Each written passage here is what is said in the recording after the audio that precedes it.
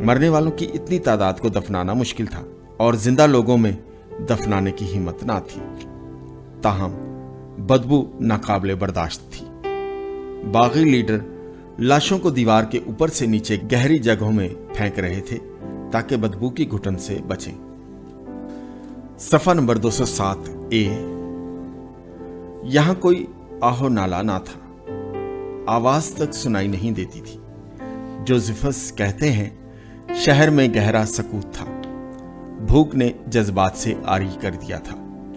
جلد مرنے والوں نے خشک آنکھوں کا اور منہ کا سکوڑنا اور آہستہ آہستہ جان نکلنا دیکھا۔ جو کوئی رومیو کی طرف بھاگ کر گیا اس کی قسمت مختلف تھی۔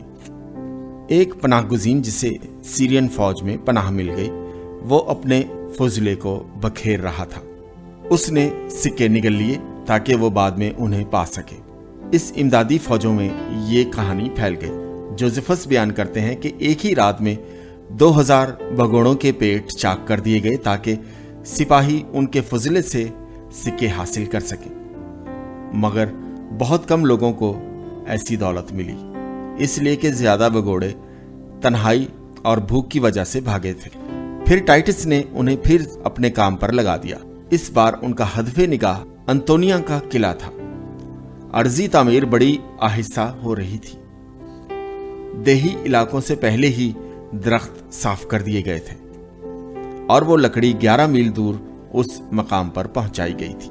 20 جولائی کو انطونیا میں یوحنا کی فوجیں اس تیاری کے خلاف حملہ کر دیا، لیکن یہ حملہ سہم انداز اور بزدلی سے ہوا تھا۔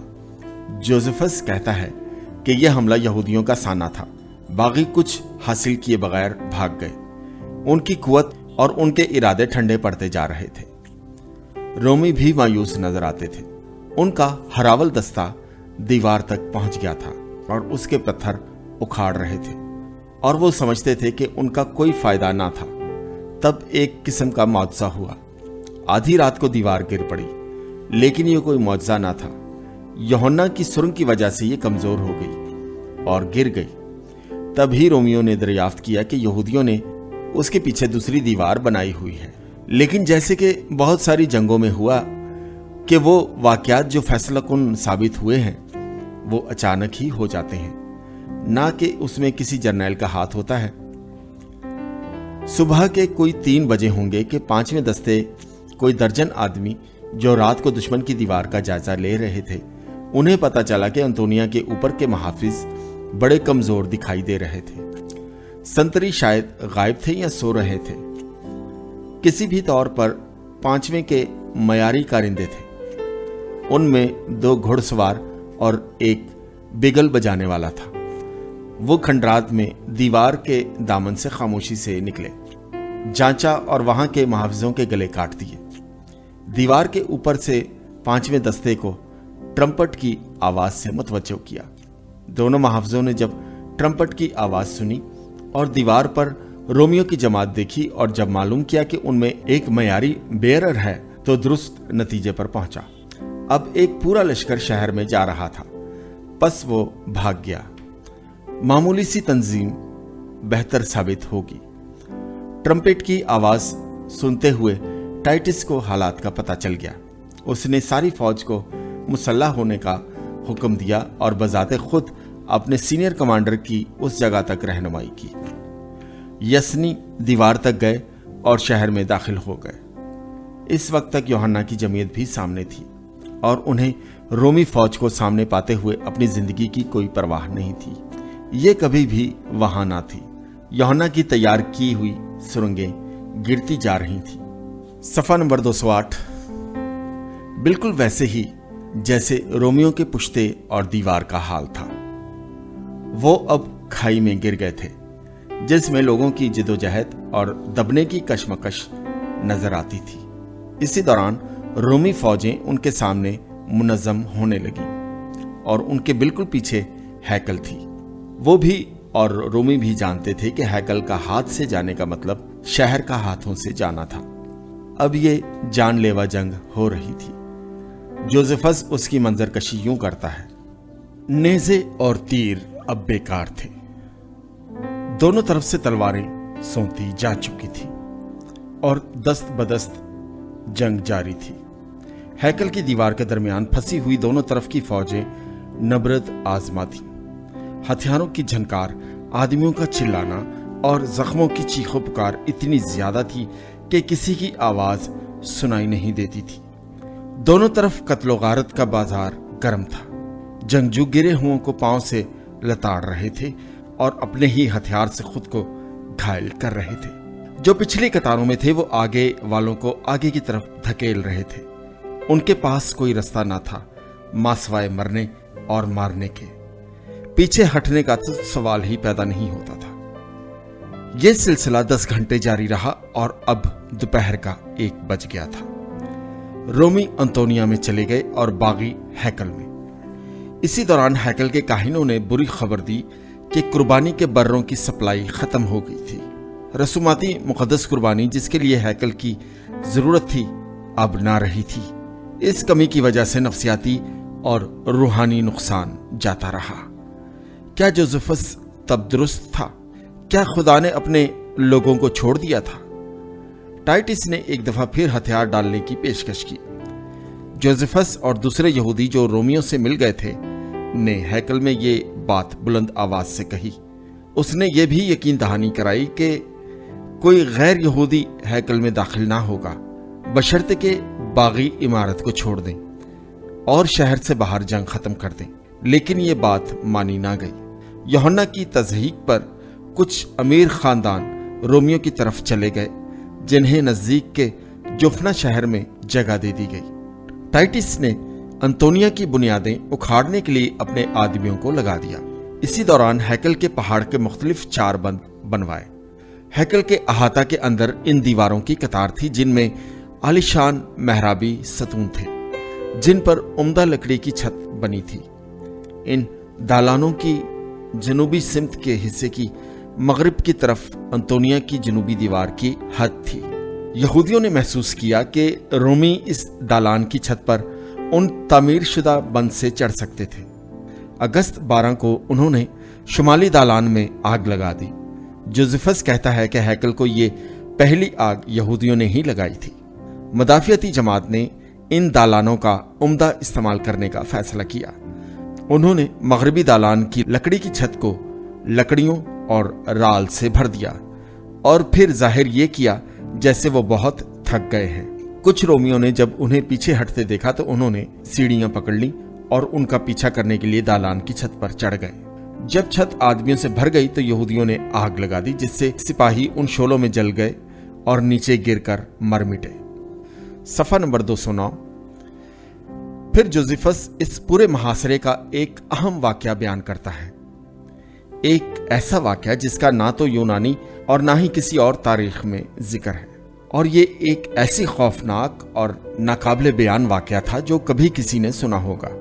यहूदी उनको जो फौत हो चुके थे इस बात को सुनने को हसरत से देखते हैं। रोमी भी बहुते पशेमान हुए और बाज ने मानने से इनकार किया कि क्या ये मुमकिन हो सकता था।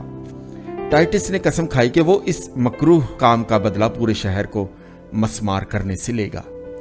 खून और अजियत की ऐसी दास्तानें देखने के बाद इन संग दिलों को कौन सी ऐसी बात थी जो इंतकाम पर उभार सकती थी। एक औरत थी जिसका नाम मरियम था। वो एक और अलीअज़र की बेटी थी जो एक मतमूल खानदान से ताल्लुक रखती थी, लेकिन अरसा हुआ जब उसका सब कुछ लूट लिया गया था। एक दिन उसने एहसास किया कि उसके और उसके शीरख्वार बच्चे के लिए जो मुमकिन मतवक्को है वो मां सवाए बुराई के और कुछ नहीं कि या तो वो बागियों के हाथों कत्ल कर दिए जाएंगे या भूख से मर जाएंगे, और अगर बच भी गए तो रोमियों की गुलामी में चले जाएंगे। इसने बच्चे को जो उसकी गोद में दूध पी रहा था देखा और कहा, बेचारे बच्चे, मैं तुझे क्यों जिंदा रहने दूं? ये बच्चा बागियों के लिए बदले का शगुन हो सकता था और दुनिया के लिए एक ऐसी कहानी जो यहूदियों की आज़ार की बताई जा सकती थी। जल्द ही ऐसी बू यरूशलेम में नापैद थी जो घर से आने लगी। ये ताज़ा गोश्त के भूनने की थी। इससे बागी रागिब हुए ताकि वो मरियम से छुपी खुराक को तलब करें। اس نے بچے کے भुने हुए गोश्त को दिखाया जो आधा भंबोड़ा जा चुका था। वो इस दिलखुराश मंजर को देखकर खड़े के खड़े रह गए। मरियम ने उनको भी खाने के लिए कहा, अब एक औरत से भी कमजोर ना बनो, एक मां से भी ज्यादा शफकत ना दिखाओ। ये आदमी लड़खड़ाते हुए चल दिए। पहली बार उन्होंने बुजदिली दिखाई। जब ये कहानी शहर और उसके गिरदोनवाह में फैली तो उससे अजीब लर्जा तारी हो गया। जोसेफस बयान करता है कि यहूदिया इतने मुजमहिल थे कि उन्हें मालूम ना था कि औरत का क्या करें, जबकि कुछ रोमी उसकी सदाकत का यकीन नहीं करते थे। जोसेफस ने उस औरत के अंजाम के मुतालिक कुछ नहीं बताया। चंद दिनों बाद उस जंग का अंजाम निकलने वाला था। जब उन दालानों की छत जल गई तो अब यहूदी रोमियों पर अपने मिसाइल नहीं बरसा सकते थे। इधर टाइटस के आदमी अपने पुश्ते मुकम्मल कर चुके थे और अपने मुहासरे के मंजनीक ला चुके थे। आखिरकार 6 दिन के पत्थर बरसाने के बाद भी कोहे हैकल की शुमाली दीवार मजबूती से कायम थी। 28 अगस्त को दीवार तोड़ने वाली मशीन भी कारगर साबित ना हुई। अगरचे रोमी उसकी बुनियाद से चंद ब्लॉक्स को निकाल सके, मगर फिर भी ना गिरी।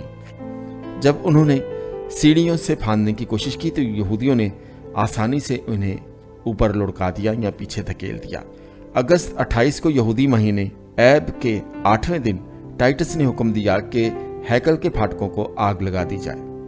इसके चांदी के ताले और उसकी चूल्हे जल्द ही पिघल गईं और आग उन दालानों में फैल गई। यहूदी हैरान रह गए और हैकल के अंदर पसपा हो गए, जबकि रोमी बाहर के अहाता में आ धमके।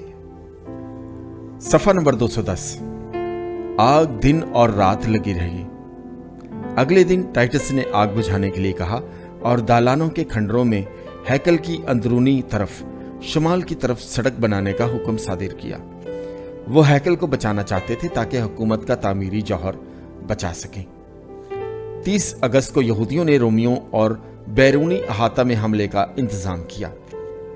3 घंटों की घमसान की जंग के बाद उन्होंने शिकस्त उठाई और हैकल के अंदरूनी अहाता में आ गए। जो ही रोम ने आग बुझाने की कोशिश की तो यहूदियों ने नया हमला कर दिया। इसी मडभीड़ में एक रोमी को जलती लकड़ी का टुकड़ा मिल गया तो उसने एक छोटी सी खिड़की से अंदरूनी अहाता मकदस में फेंक दिया। इससे हैकल की बर्बादी शुरू हो गई। जोसेफस लिखते हैं कि अल मुख्तसर इसी दिन यानी 30 अगस्त 587 कबले मसीह नबुकदनजर ने पहली हैकल बर्बाद की थी। दोनों वाकयात यहूदियों को अगली 20वीं सदी तक रुलाती रहेंगी। यहूदियों ने फौरन शोलों को बुझाना शुरू किया और टाइटस ने यह खबर सुनी तो वह बाहर निकला और अपने आदमियों को वही काम करने का हुक्म दिया। जोसेफस लिखता है कि दस्तों ने गुस्से से भरकर आग को भड़काया और यहूदी इन जलते हुए अहातों से हैकल की शुमाली तरफ मशरिक के निकानूर फाटक की तरफ भागे।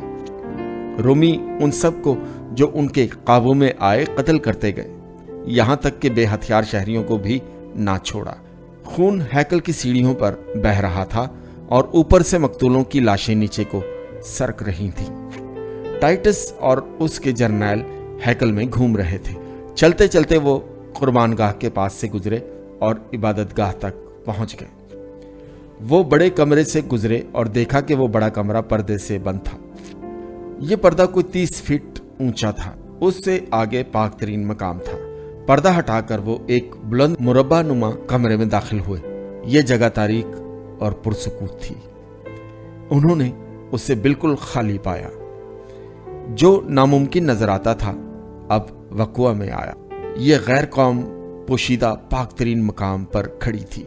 ये वो मकाम था जहां सरदार काहिन भी डरते हुए कदम रखता था, और वो भी साल में एक बार। इस मकाम पर ये जाबिर गैर कौम चल रहे थे जिनके जूतों पर यहूदी खून अपने नक्श छोड़ रहा था। खुदा के किसी फरिश्ते ने उन्हें ना रोका। फिर किसी ने लकड़ी के फाटक पर आग लगा दी और यूं पूरी की पूरी अंदरूनी हैकल को आग ने अपनी लपेट में ले लिया। टाइटस और उसके जर्नैल बागियों की तरह बच निकले। लेकिन बिला हथियार आदमी, औरतें और बच्चे हैकल से चिपके हुए थे कि यही उनके लिए आखिरी पनाहगाह थी। उन्हें सिपाहियों ने धुएं और अफरा तफरी में मौत के हवाले कर दिया। इनमें बहुत सारे लूटने वाले थे, जिनमें यहूदी भी शामिल थे। चूंकि सब कुछ लूट चुका था, इसलिए बचे कुछ से क्यों ना फायदा उठाया जाए। वो कहते थे, इस तरह कुछ मुकद्दस अशिया को हथियाने लगे।